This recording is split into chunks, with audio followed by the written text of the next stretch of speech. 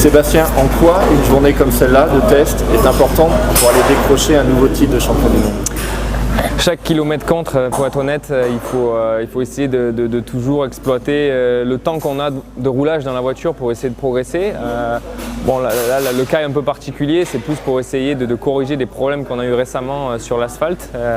Donc la journée d'aujourd'hui nous sert à dégrossir un petit peu les réglages qu'on essaiera sur la prochaine vraie séance d'essai, donc en conditions réel, j'ai envie de dire, avec des vraies routes. Ici, c'est un peu plus artificiel le tracé, mais malgré tout, c'est une journée utile et qui j'espère, va nous permettre d'être bien préparés pour le Rallye d'Espagne. Est-ce que vous avez l'impression de faire un travail comme un autre? Non, quand même, je pense que j'oublie pas que je suis très chanceux d'être là où je suis. Bien sûr que j'ai travaillé dur pour y arriver, mais malgré tout, j'ai la chance d'exercer un métier qui était à la base un rêve, une passion que de piloter. Donc non, je ne l'oublie pas, même si c'est vrai qu'avec le temps et les kilomètres, les journées qui s'enchaînent, des fois la lassitude s'installe quand même aussi parce que finalement ça devient exigeant et fatigant aussi. Mais justement dans ces moments-là, il faut bien se rappeler quand même que c'est une chance incroyable d'être là et profiter aussi de pouvoir conduire de telles voitures. C'est aussi un sport à risque. Vous êtes papa aujourd'hui, vous avez des proches. Quel regard ils portent sur votre discipline et sur votre travail entre guillemets? Ils me font confiance, je pense. En tout cas, pour ce qui est de ma femme, c'est clair qu'elle n'a jamais exprimé de crainte particulière parce que là, elle me dit je te fais confiance, je sais que tu fais ça depuis des années et puis a priori jusqu'à maintenant tu l'as plutôt bien fait, donc change rien.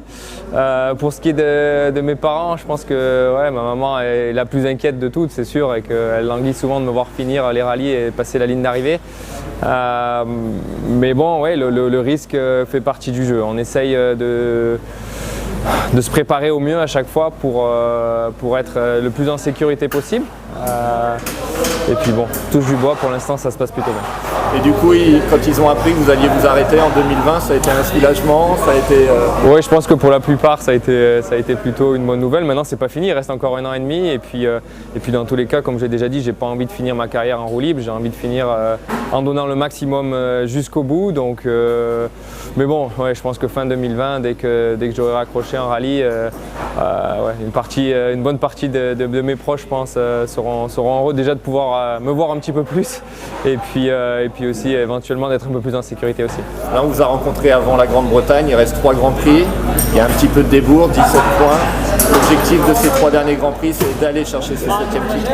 Oui, clairement, on a fait un milieu de saison, on a eu un milieu de saison un peu compliqué où on a perdu du terrain sur nos rivaux et en particulier sur notre rival principal à Haute-Tanac, et le bon résultat du dernier rallye et notre victoire en Turquie nous a remis en selle, et c'est clair que maintenant il faut essayer de tout donner jusqu'au bout en tout cas j'y crois, même si effectivement on est encore derrière, on a clairement notre mot à dire et on va jouer nos cartes à fond jusqu'au bout.